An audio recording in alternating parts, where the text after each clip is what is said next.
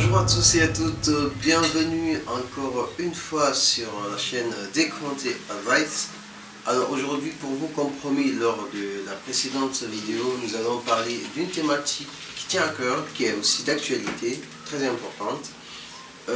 Comme vous le savez, on est au mois d'août, bientôt la rentrée scolaire, donc les parents se préparent pour la rentrée de leurs enfants. Nous avons tenu à parler de ce thème par rapport à plusieurs cas qui nous est parvenu. On a jugé nécessaire d'aborder ce thème parce que ça reste quelquefois tabou, surtout sous la gestion du patrimoine familial. Et quand je parle de patrimoine familial, je veux parler ici plus spécifiquement des aides qui sont allouées aux parents, aux familles, de façon générale, que ce soit en France, en Angleterre, en Belgique, en Hollande ou ailleurs, en Europe. Alors, ce thème, nous l'abordons parce que nous pensons qu'il est important à un certain niveau pour la bonne, disons, la pérennité du couple, la viabilité du couple, de pouvoir, disons, avoir une certaine gestion qui soit harmonieuse, qui permette aussi de respecter les droits et les devoirs des uns et des autres dans la vie de couple. Ceci dit, j'aimerais aller sur des cas concrets, des cas spécifiques. Vous savez, en France, il y a plusieurs aides qui sont accordées aux familles.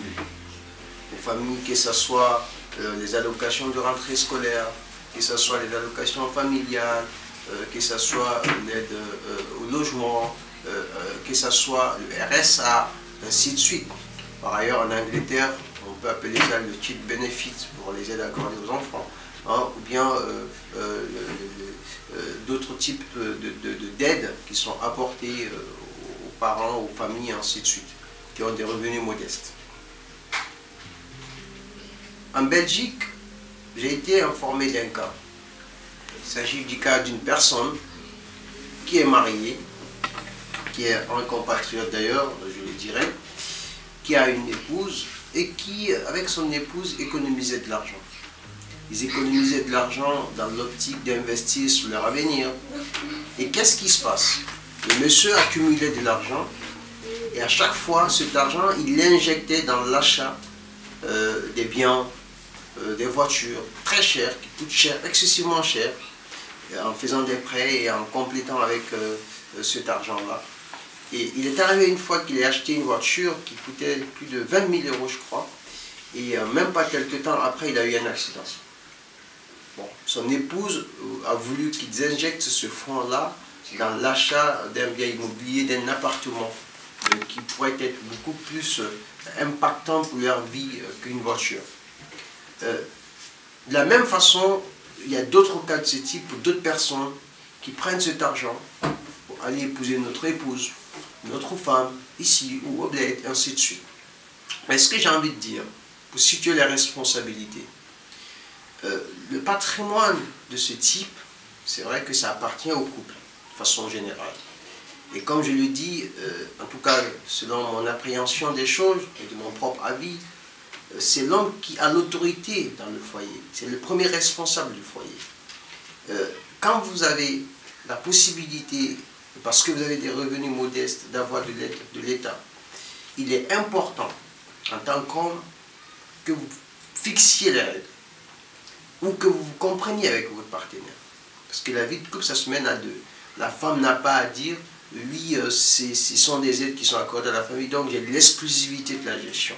L'homme n'a pas non plus à imposer son dictat pour la femme, sur la femme, pour la gestion de ce patrimoine-là. Ce qu'il faut faire, c'est qu'il faut d'abord distinguer les types d'aides qui sont accordées. Toute aide qui relève par exemple du RSA, donc le revenu de solidarité active pour ce qui est de la France, c'est une aide qui est soit directement accordée à l'homme ou directement accordée à la femme dès lors que l'un ou l'autre ne travaille pas. Ce type d'aide-là, ça appartient spécifiquement à la personne à qui c'est accordé. Si c'est à l'homme, ça l'appartient. Si c'est à la femme, ça l'appartient. Donc l'homme n'a pas à exiger de la femme de lui donner une part ou la totalité du RSA qu'elle aurait perçu, qu'elle pourrait percevoir, réciproquement. Lorsqu'il s'agit, par ailleurs, de l'aide qui est liée, par exemple, qui est liée à la rentrée des enfants, donc à la rentrée scolaire, ou bien qui est liée tout simplement aux allocations accordées aux enfants, en fonction de la composition des familles, en fonction des revenus. Je pense qu'il est important que les partenaires, le couple, définissent la gestion de cette aide-là. L'homme peut, avec, disons, sa femme communiquer dessus, se mettre d'accord que ce soit l'homme qui gère ce patrimoine. Tout comme il peut mandater la gestion de ce patrimoine à son épouse, ce qui va quelque part lui permettre de déléguer, de donner plus de confiance, de mettre plus confiance, de donner de la confiance en sa femme et de lui permettre de, disons d'une certaine manière, de se décharger de certaines responsabilités par rapport, en fait, si vous voulez, à tout ce qu'il aurait pu injecter sur le financement relatif aux besoins des enfants. Donc, ces aides-là, ils peuvent se mettre d'accord dessus. Mais prioritairement, je pense, moi, qu'il vaut mieux que l'homme permette à la femme, pour tout ce qui est lié aux allocations accordées aux enfants, de donner cette allocation-là à la femme. Ces allocations, la femme va injecter dans l'achat des habits, dans l'achat, en tout cas de répondre aux besoins des enfants. C'est important, ou tout simplement, ouvrir un compte bancaire, investir sur l'avenir des enfants, mettre cet argent-là sur le compte des enfants jusqu'à leur majorité, pour les permettre, une fois à l'université, d'avoir une autonomie financière qui les permette de faire face à la vie universitaire et d'avoir une formation qui les permettrait d'être exemptes des besoins quotidiens. C'est très important. Mais ce qui se passe souvent, c'est déplorable. Et c'est là-dessus que je veux interpeller. Mais avant d'interpeller, l'autre type d'aide que je voudrais aborder, c'est la rentrée scolaire. Là aussi, il vaut mieux que, puisque c'est les mamans souvent qui s'occupent du besoin des enfants, eux qui savent quels sont les besoins des enfants, que le papa laisse la gestion de ce patrimoine à la maman. Après, si la maman n'a pas le temps, ou s'ils se mettent d'accord, le papa peut le gérer. Il peut aussi aller acheter tout ce qui concerne les fournitures scolaires des enfants. Mais faut-il qu'il achète les fournitures scolaires des enfants? Parce que ce qui se passe, et là-dessus on va revenir, c'est que beaucoup font de cet argent ou de ces aides n'importe quoi. L'autre aspect, l'autre aide, c'est l'aide par rapport au logement. L'aide au logement. Tout ce qui est aide au logement, je pense que ça, il vaut mieux que ce soit l'homme qui s'en occupe. Dans la plupart des cas, c'est les hommes qui payent le loyer. Maintenant, si vous payez le loyer ensemble, que ce soit l'homme ou que ce soit la femme qui reçoivent cet argent, vous allez payer en fait le reliquat, donc la différence, vous mettez d'accord, la différence, vous payez, l'homme paye la différence. Voilà. L'homme paye la différence tout simplement. Mais ça doit être déduit de l'aide que vous aurez perçue. Pour ceux qui perçoivent ce type d'aide, parce que ce ne sont pas tous les couples qui le perçoivent. Avant de faire l'interpellation, je vous laisse suivre d'abord cette page publicitaire. Je vous reviens tout de suite.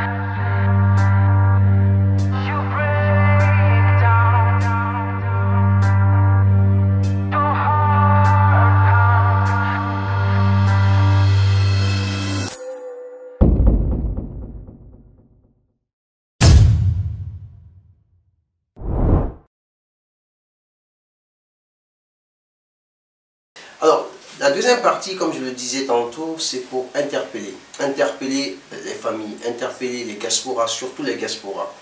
Vous savez, souvent nous sommes injustes envers nos épouses. Là, je me fais l'avocat des femmes. Nous sommes injustes envers nos épouses. Je le dis en connaissance de cause, je le dis parce que ça me fait mal au cœur de voir les hommes se comporter d'une certaine façon à l'égard des époux.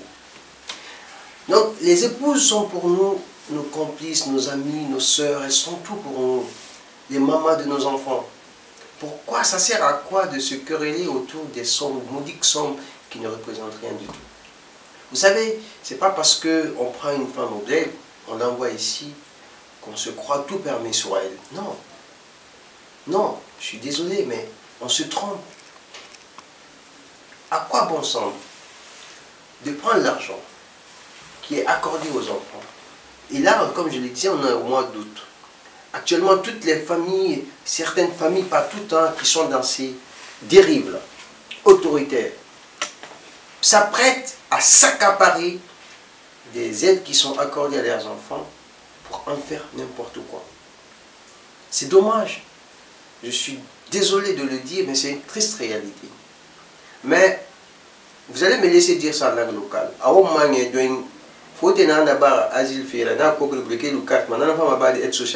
C'est ce qui risque de se passer. C'est-à-dire qu'on a des comportements qui font aujourd'hui que on va le foutre à côté. Il faut arrêter ça. Il faut arrêter ça. Il faut arrêter, c'est dommage. L'argent qu'on donne pour vos enfants, injectez-le dans leur éducation. Injectez-le pour leur avenir. Mettez cela dans un compte. Oubliez.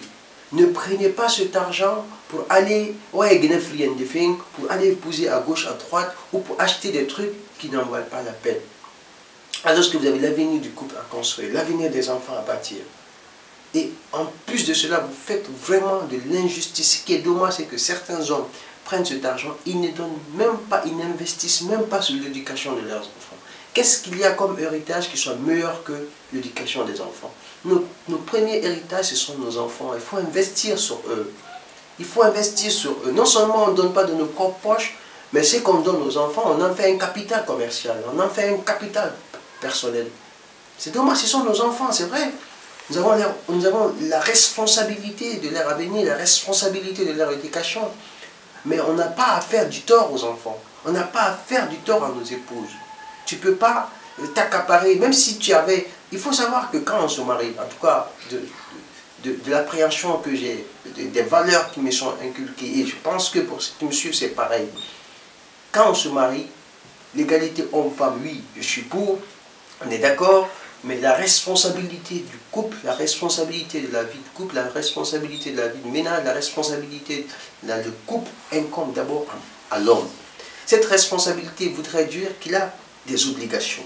Ces obligations, c'est l'obligation d'assistance, c'est l'obligation de solidarité, c'est l'obligation de soins, c'est l'obligation de tel, qu'il doit assumer vis-à-vis de son époux, vis-à-vis de ses enfants. Avec assistance, aide extérieure ou pas, il doit assumer cela. Donc il ne doit pas se baser sur ça pour dire, bon, comme c'est moi qui assure les dépenses quotidiennes, tout ce qui arrive, c'est moi qui garde tout et j'en fais ce que je veux. Tu peux garder tout, on est d'accord, on n'est pas contre ça. Mais si tu gardes, en parlant avec ton épouse, mettez-vous d'accord ensemble sur ce que vous allez faire de cet argent, pour l'avenir des enfants, pour le bien de votre couple, pour l'harmonie dans votre couple, pour le bonheur du couple. C'est important d'en parler. Mais si on ne fait pas ainsi, c'est dommage. Je vous ai donné un exemple à l'entame. J'en connais d'autres. Je connais un autre monsieur qui travaille, il gagne très bien sa vie. Il gagne plusieurs aides. Mais le monsieur, il ne donne même pas suffisamment de dépenses à son épouse. Vous imaginez? Vous imaginez ce que ça fait? C'est dommage. Après, on ne peut pas accuser que les hommes. Il y a des femmes aussi qui, par leur comportement, font que parfois, malheureusement, voilà, les hommes n'ont plus confiance. Parce que les hommes leur font confiance, ils prennent cet argent, ils mettent à leur disposition. Cet argent-là, qu'est-ce qu'elles en font? C'est pour aller flamber ça dans des événements qui n'ont aucun avenir pour le couple. Si toi tu prends tout ce qu'on vous donne à chaque fois pour aller t'acheter des habits de 500 €, des habits de 300 €, ça n'a pas de sens. ou pour aller être c'est-à-dire dans des manifestations inutiles. Donc il est important des responsabilités, d'interpeller les femmes à plus de responsabilités aussi. Quand vos maris vous font confiance pour la gestion de votre patrimoine, faites en sorte que ça soit bien géré. Parce que si vous gérez bien, le mari aura de plus en plus confiance en vous et vous laissera vraiment gérer les choses comme il faut. La vidéo n'a pas vocation à être longue. Pour terminer, je voulais simplement attirer votre attention sur ce fait. Soyons justes envers nos épouses, soyons justes envers nos enfants, et sachant que nous serons demandés compte un jour, parce que là, c'est important d'investir sur l'éducation des enfants, de veiller à l'harmonie du couple et d'impliquer nos femmes dans la gestion de notre patrimoine, surtout quand il s'agit des allocations. Ces allocations-là ne sont pas faites pour qu'on mette dans nos poches et qu'on pense que la vie est rose. Non, pour s'acheter des belles voitures, pour s'acheter des trucs, limite achetez, investissez dans un appartement, parce que ça au moins c'est pour l'avenir. Investissez dans des choses qui vous servent à long terme et pour le bien du couple. Ou mettez l'argent sur le compte des enfants. Quand ils seront à l'université, ils pourront avoir de quoi être suffisamment autonomes. C'est important. C'est important. Donc je m'excuse si j'ai eu des personnes qui ont été frustrées par les propos, mais je voulais dire cette vérité parce que ça me tient à cœur. Et je termine par là. N'oubliez pas de vous abonner. Merci et partagez la vidéo. Merci beaucoup. Merci à tout le monde. Merci aussi à Yezo et à toute l'équipe qui réalise cette vidéo. On se dit à très bientôt pour une autre vidéo.